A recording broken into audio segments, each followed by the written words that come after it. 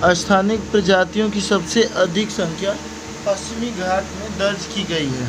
इनमें शामिल हैं Malabar grey hornbill, Ocyceros griseus, Malabar तोता, सीटाकुला कोलम्बोइड्स, असाम्बू लॉफिंग थ्रस, मोटे श्रृंखला मेरिडियनलिस, सफ़ेद पेट वाला सोलकिली, सोलकोला अल्बी वेंट्रिस आदि।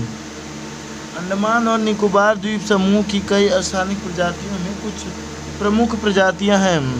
Nicobar megapode, Megapodius nicobariensis, Nicobar serpent, eagle, Spilornis klossi, Andaman crake, Rallina canningi और Andaman barn owl, Tyto डेरोएप्टोरफी।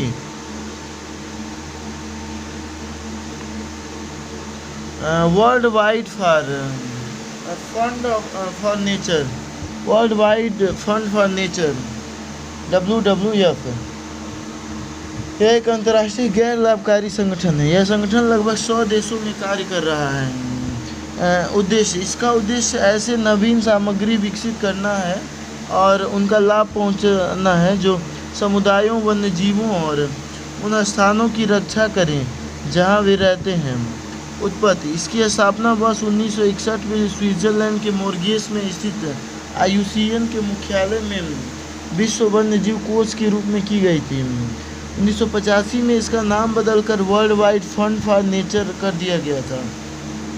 WWF India की स्थापना 1969 में एक चैरिटेबल ट्रस्ट के रूप में हुई थी। इसका मुख्यालय ग्लैंड, स्विट्जरलैंड में है। यह विश्वव्यापी आंदोलन अर्थ आवर का आयोजन करता है। उत्पत्ति: 2007 में सिडनी में लाइट्स ऑफ मूवमेंट के रूप में इसकी शुरुआत हुई थी। यह हर साल अलग अलग देशों के स्थानीय समय के अनुसार मार्च माह में मनाया जाता है। WEF द्वारा जारी की जाने वाली reports living planet index LPI living planet index विश्व की जैविक विविधता की स्थिति का मापन करता है। यह मापन स्थलीय, ताजे जल और समुद्री पर्यावासों की कशेरुकी प्रजातियों की आबादी से जुड़ी प्रवृत्तियों के आधार पर किया जाता है। LPI को जैव विविधता अभिसमय ने अपने वर्ष 2011 से 2020 के लक्ष्यों की दिशा में प्रगति के संकेतक के रूप में अपनाया है। यह वर्ष 2020 पश्चात लक्ष्यों की दिशा में प्रगति की निगरानी में महत्वपूर्ण भूमिका निभा सकता है। High cost of cheap water report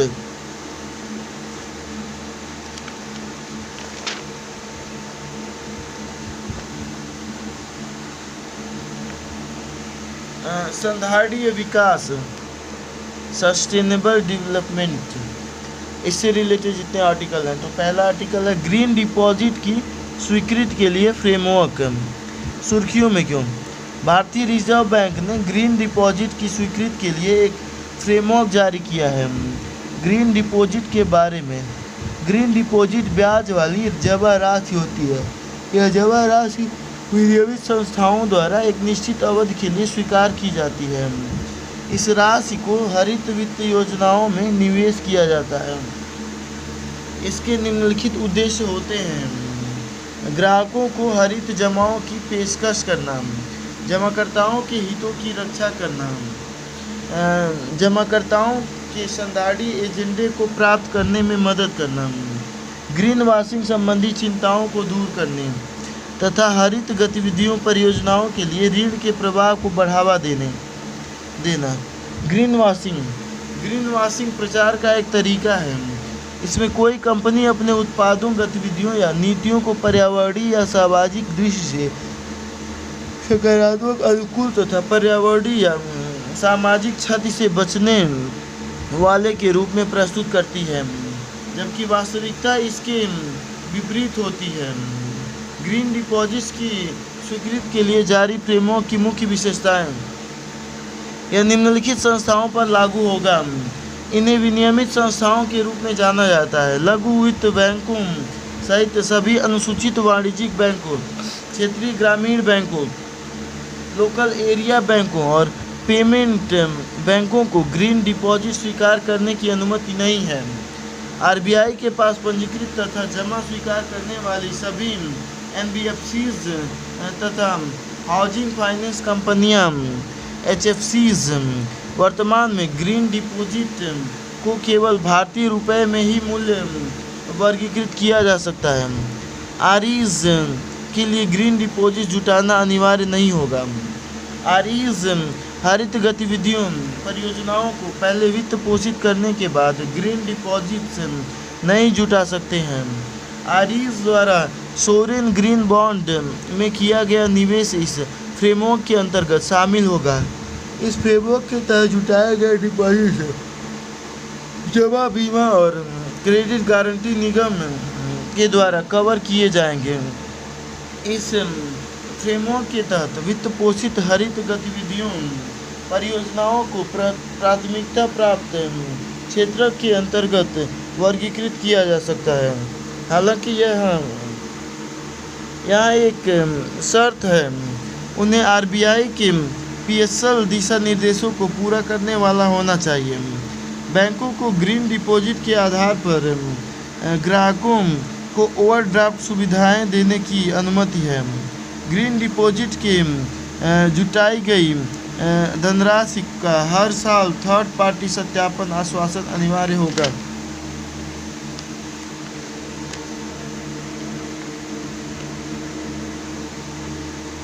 शामिल क्षेत्रक परियोजनाएं, इससे बाहर रखी गई परियोजनाएं, नवीकरणीय ऊर्जा, जीवाश्म ईंधन के नए मौजूदा निष्कर्षण, उत्पादन और वितरण से जुड़ी परियोजनाएं, ऊर्जा दक्षता, परमाणु ऊर्जा उत्पादन, स्वच्छ परिवहन, प्रत्यक्ष अपशिष्ट भस्मीकरण, जलवायु परिवर्तन अनुकूलन, संरक्षित क्षेत्रों से उत्पन्न होने वाले फीड स्टॉक, कच्चे माल से बायोमास ऊर्जा उत्पन्न करने वाली नवीकरणीय ऊर्जा परियोजनाएं, संधारणीय और अपशिष्ट प्रबंधन, शराब, हथियार, तंबाकू, गेमिंग या ताड़ के तेल से संबंधित उद्योग, लैंडफिल परियोजनाएं, हरित भवन आदि, 25 मेगावाट से बड़े जल विद्युत संयंत्र आदि। सोवरेन ग्रीन बॉन्ड, सरकार ने वित्त वर्ष 2024 के लिए सोवरेन ग्रीन बॉन्ड स्कीम पहली किस्त जारी की।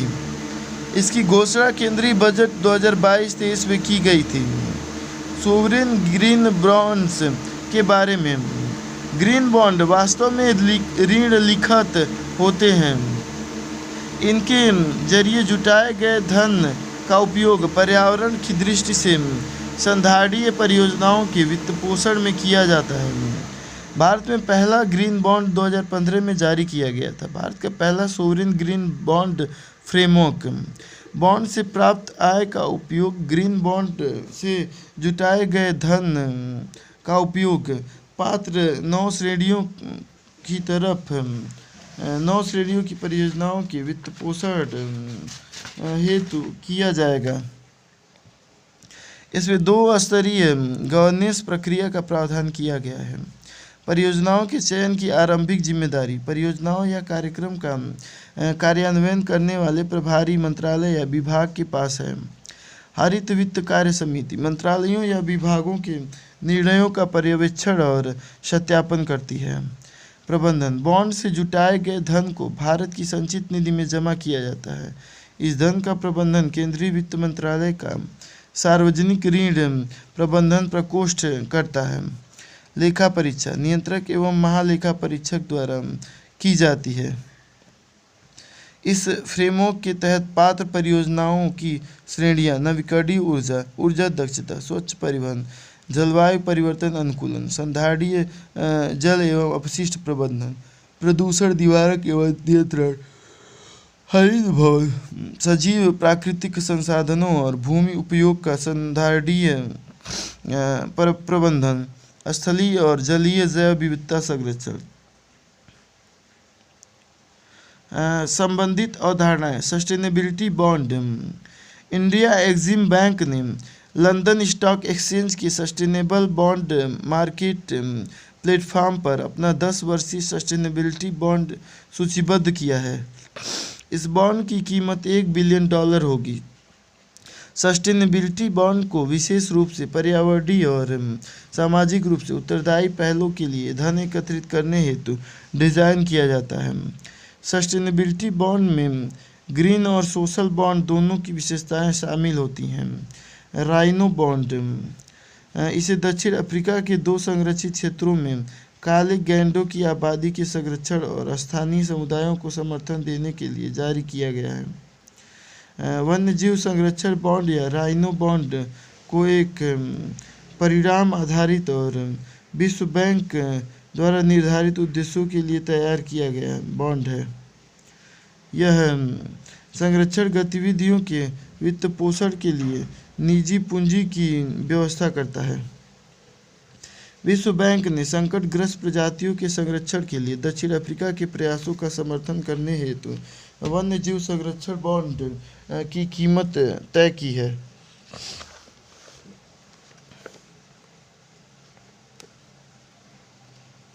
Resource efficiency circular economy industry coalition सुर्खियों में क्यों?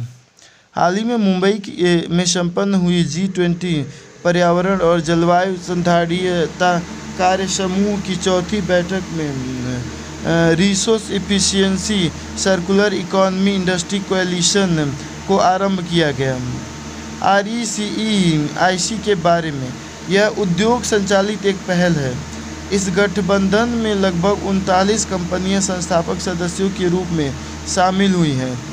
इन कंपनियों का मुख्यालय 11 देशों में स्थित है।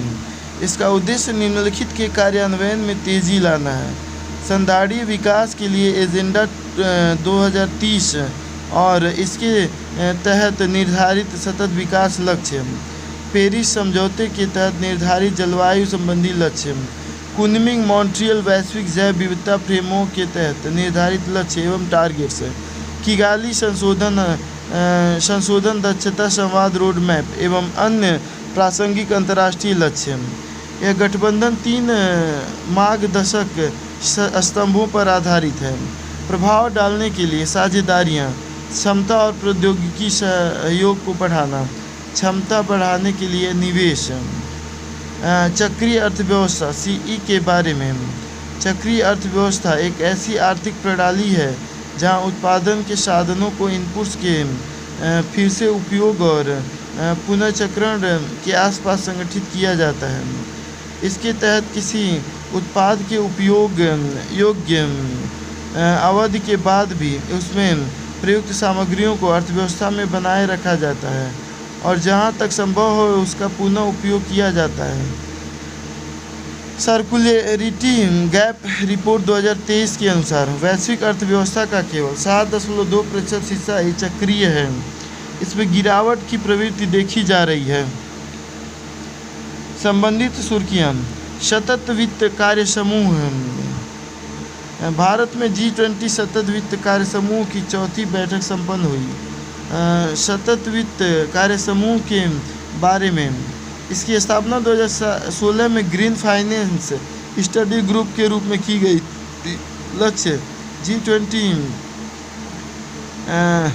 सतत वित्त कार्य समूह का लक्ष्य निम्नलिखित उद्देश्यों के लिए सतत वित्त जुटाना है।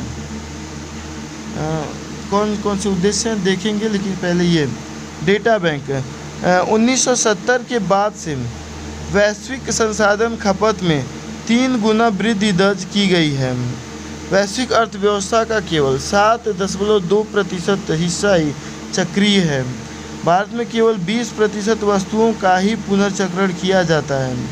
भारत ग्रीन हाउस गैसों का तीसरा सबसे बड़ा उत्सर्जक देश है और कुल वैश्विक उत्सर्जन में इसकी हिस्सेदारी 9.2% है। नवीकरणीय ऊर्जा और चक्रीय अर्थव्यवस्था को बढ़ावा देने के लिए आरंभ की गई पहलें: राष्ट्रीय संसाधन दक्षता नीति 2019, पर्यावरण के लिए जीवन शैली यानी कि लाइफ मूवमेंट, भारत को शून्य अपशिष्ट वाला देश बनाने के लिए स्वच्छ भारत मिशन, विस्तारित उत्पादक उत्तरदायित्व फ्रेमवर्क, प्लास्टिक अपशिष्ट प्रबंधन नियम ई अपशिष्ट प्रबंधन नियम, इस्पात स्क्रैप पुनर्चक्रण नीति, नीति आयोग और यूरोपीय संघ द्वारा संसाधन दक्षता पर रणनीति, G20 सतत विकास सतत वित्त कार्य समूह का लक्ष्य निम्नलिखित उद्देश्यों के लिए सतत वित्त जुटाना है: वैश्विक समृद्धि और स्थिरता सुनिश्चित करने तथा हरित अधिक लोचशील और समावेशी समाज व अर्थव्यवस्था की ओर बढ़ने के लिए भारत की अध्यक्षता वाले G20 के सम्मेलन के दौरान सतत वित्त कार्य समूह ने हरित वित्त पोषण के लिए कई चुनौतियों की पहचान की है। ये निम्नलिखित है: स्पष्ट और पूर्वानुमान वाली सार्वजनिक जलवायु नीति व विनियामक फ्रेमवर्क का अभाव है, निवेश के लिए तैयार परियोजनाओं या व्यवहार्य परियोजनाओं की कमी के कारण जलवायु संबंधी निवेश के लिए पूंजी प्रवाह में बाधा आती है। ग्रीन बिल्डिंग्स सुर्खियों में क्यों? हाल ही में इंडियन ग्रीन बिल्डिंग्स काउंसिल द्वारा तमिलनाडु के चेन्नई में इंडियन ग्रीन बिल्डिंग्स कांग्रेस का आयोजन किया गया। ग्रीन बिल्डिंग्स के बारे में ग्रीन बिल्डिंग से तात्पर्य आमतौर पर पर्यावरण के अनुकूल निर्माण सामग्री, प्रक्रियाओं, संचालन और रखरखाव को अपनाने से है। ग्रीन बिल्डिंग वस्तुतः ऊर्जा दक्ष और नेट जीरो कार्बन इमारतों से अलग होती है। ग्रीन बिल्डिंग की अवधारणा ग्लोबल वार्मिंग एवं पर्यावरणीय नुकसान को कम करने हेतु ऊर्जा और अपशिष्ट प्रबंधन की लागत को कम करने पर आधारित है।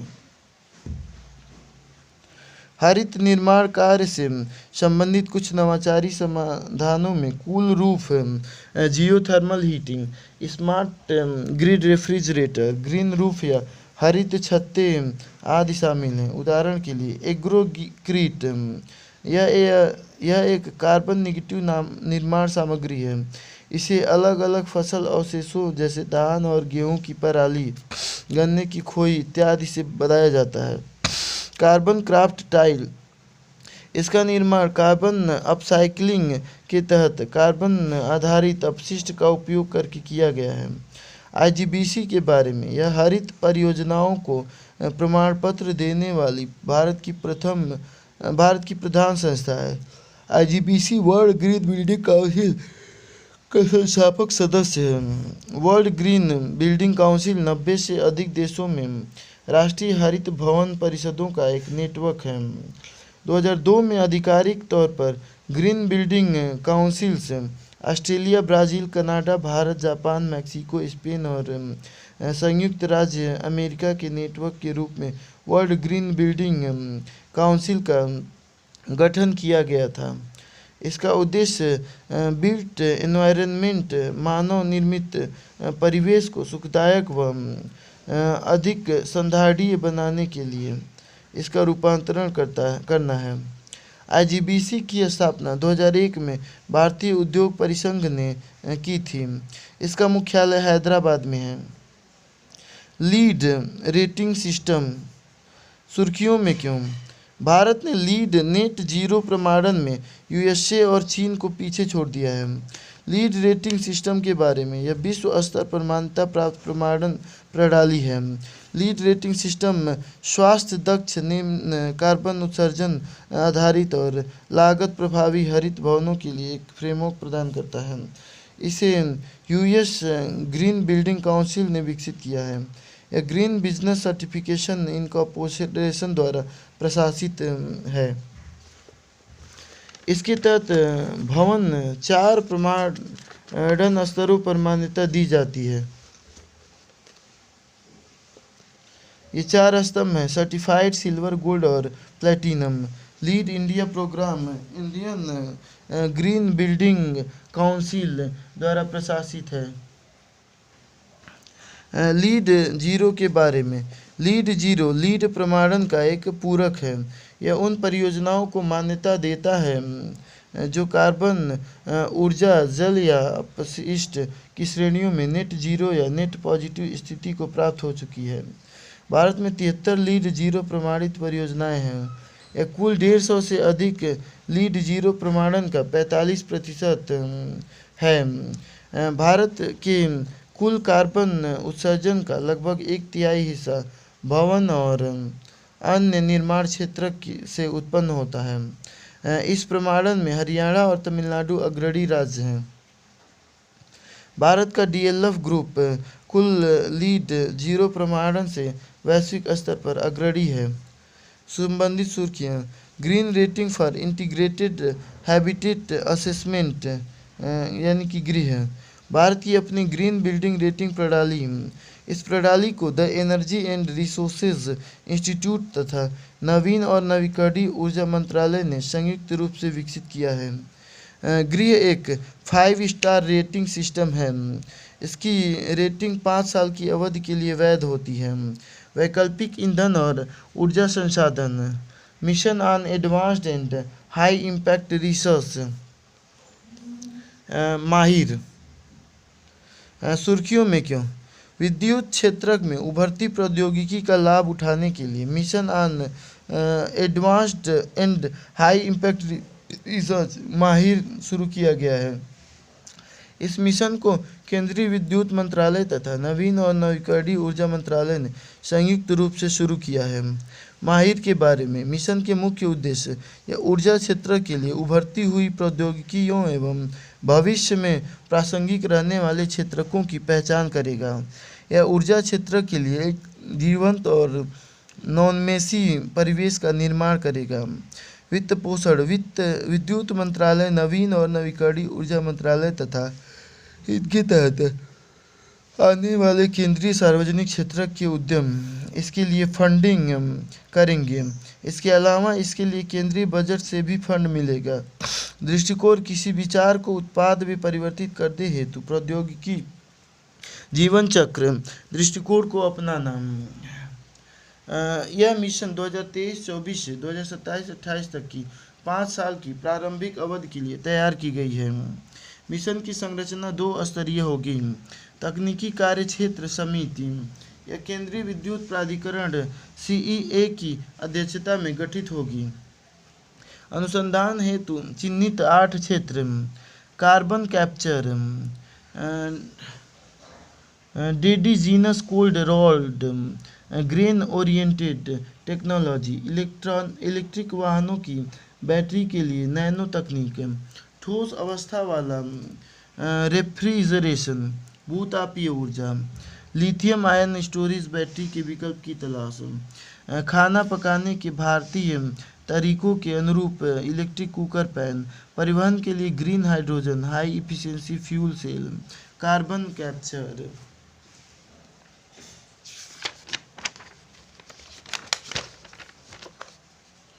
कार्य: यह समिति विकास के लिए संभावित प्रौद्योगिकियों की पहचान करेगी और उनकी सिफारिश करेगी, अनुमोदित परियोजनाओं की निगरानी करेगी आदि। शीर्ष समिति यह केंद्रीय विद्युत और नवीन एवं नवीकरणीय ऊर्जा मंत्री की अध्यक्षता में गठित होगी। कार्य: अंतर्राष्ट्रीय सहयोग को बढ़ावा देना, अनुसंधान से संबंधित प्रस्तावों को मंजूरी देना और उनकी निगरानी करना आदि। कवरेज: इसके तहत दुनिया भर की कंपनियों संगठनों से परिणाम से संबद्ध वित्त पोषण के प्रस्ताव आमंत्रित किए जाएंगे।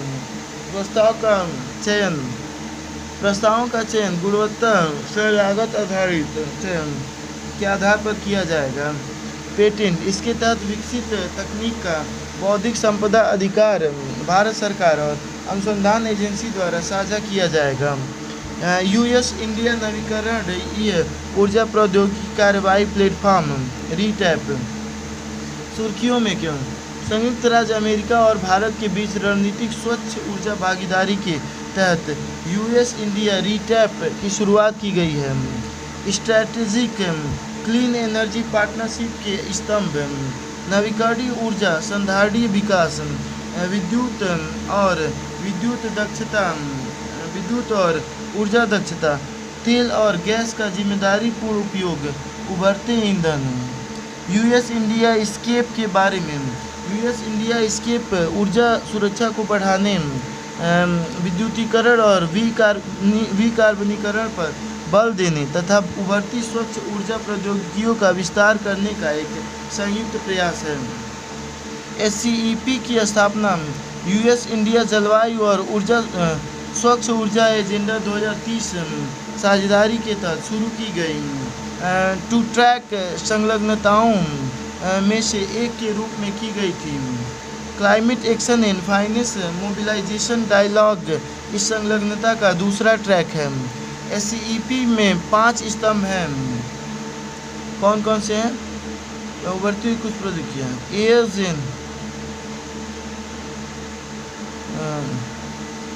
एयरजिन ये वायुमंडल में प्राकृतिक रूप से मौजूद जलवाष्प से विद्युत पैदा करने में सक्षम होते हैं।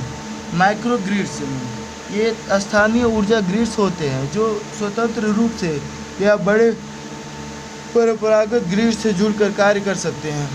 पावर वॉल इसे स्वच्छ ऊर्जा को संग्रहित करने के लिए डिजाइन किया गया है ताकि जब चाहे इसका उपयोग कर सकें। वर्टिकल विंड टर्बाइन यह पास से गुजरने वाले वाहनों द्वारा उत्पन्न तरंगों को कैप्चर करता है। रीटैप के बारे में उद्देश्य इसका उद्देश्य उभरती नवीकरणीय प्रौद्योगिकियों के विकास में तेजी लाना है। यह हरित स्वच्छ हाइड्रोजन, पवन ऊर्जा और लंबी अवधि वाली ऊर्जा भंडारण प्रणालियों पर ध्यान केंद्रित करेगा। साथ ही यह भूतापीय ऊर्जा, महासागर, ज्वारीय ऊर्जा आदि की संभावनाओं का पता लगाएगा।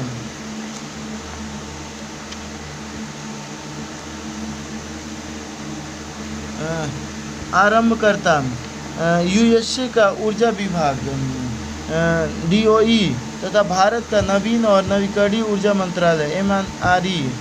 यह निम्नलिखित 5 विषयों थीम्स द्वारा निर्देशित होगा। अनुसंधान एवं विकास, नवोन्मेषी प्रौद्योगिकियों का संचालन और परीक्षण, उन्नत प्रशिक्षण एवं कौशल विकास, सक्षमकारी प्रौद्योगिकियों के अंगीकरण को आगे बढ़ाने के लिए नीति व योजना निर्माण तथा निवेश, इंक्यूबेशन और आउटरीच कार्यक्रम। अंतर्राष्ट्रीय सौर गठबंधन सुर्खियों में क्यों? हाल ही में नई दिल्ली में ISA महासभा के 6वें सत्र का आयोजन हुआ। इसमें ISA ने घोषणा की कि ग्लोबल सोलर फैसिलिटी को $35 मिलियन का पूंजीगत योगदान प्राप्त हो सकता है।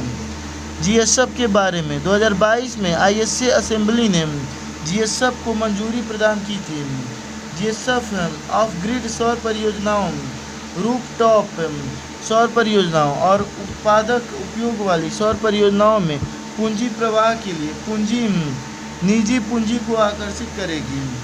GSF निम्नलिखित उपलब्ध कराएगी: भुगतान गारंटी निधि, परियोजनाओं से संबंधित जोखिमों को कम करने के लिए बीमा निधि, तकनीकी सहायता के लिए निवेश निधि आदि।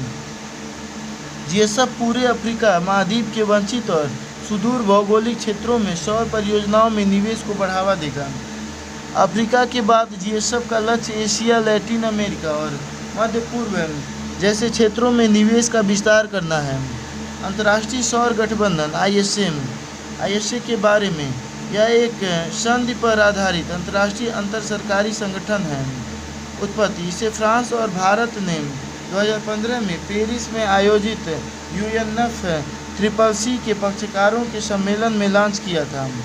2015 में पेरिस में आयोजित UNFCCC के पक्षकारों के सम्मेलन के दौरान इसकी परिकल्पना की गई थी। मुख्यालय गुरुग्राम, भारत। सदस्यता भारत सहित 97 देशों ने इस पर हस्ताक्षर किए हैं और इसकी अभिपुष्टि की है। कार्य यह सौर ऊर्जा से संचालित लागत प्रभावी और परिवर्तनकारी ऊर्जा समाधानों को विकसित करने एवं उपयोग में लाने के लिए प्रयास करता है। ISA द्वारा आरंभ की गई मुख्य पहल one sun one world one grid. मुख्य बिंदु one sun one world one grid पहल का उद्देश्य अलग अलग क्षेत्रीय ग्रिड्स को एक कॉमन ग्रिड से जोड़ना है। इसका आरी से उत्पादित विद्युत की आपूर्ति करने के लिए उपयोग किया जाएगा। साथ ही इस आरी स्रोतों विशेष रूप से सौर ऊर्जा की क्षमता का उपयोग किया जा सकेगा।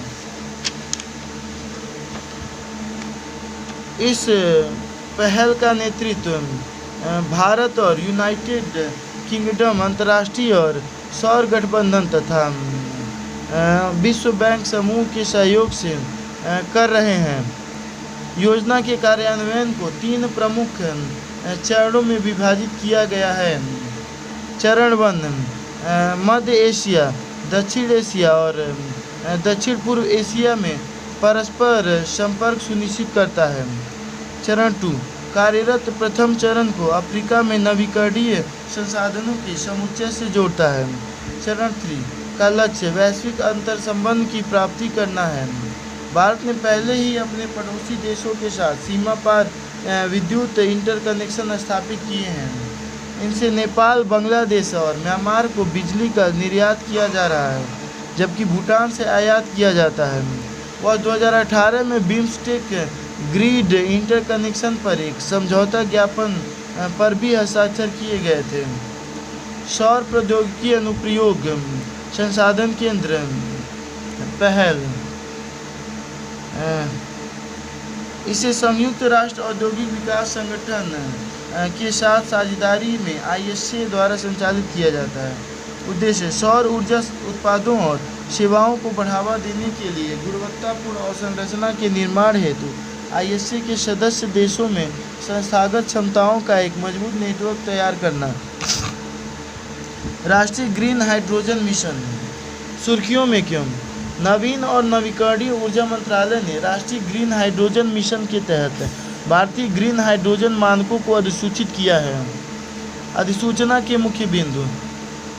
अधिसूचना में उत्सर्जन की एक उच्चतम सीमा को रेखांकित किया गया है। इस सीमा से कम उत्सर्जन करके उत्पादित हाइड्रोजन को ग्रीन हाइड्रोजन के रूप में वर्गीकृत किया जा सकेगा।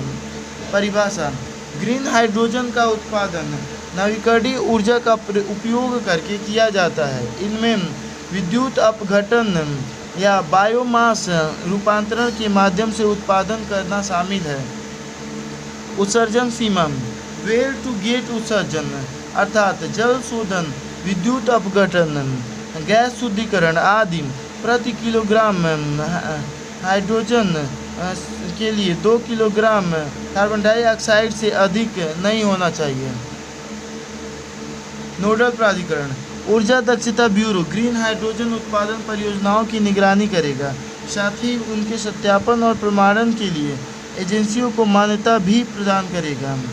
NGHM के बारे में लक्ष्य। इसका उद्देश्य भारत को ग्रीन हाइड्रोजन और इसके उपोत्पाद के उत्पादन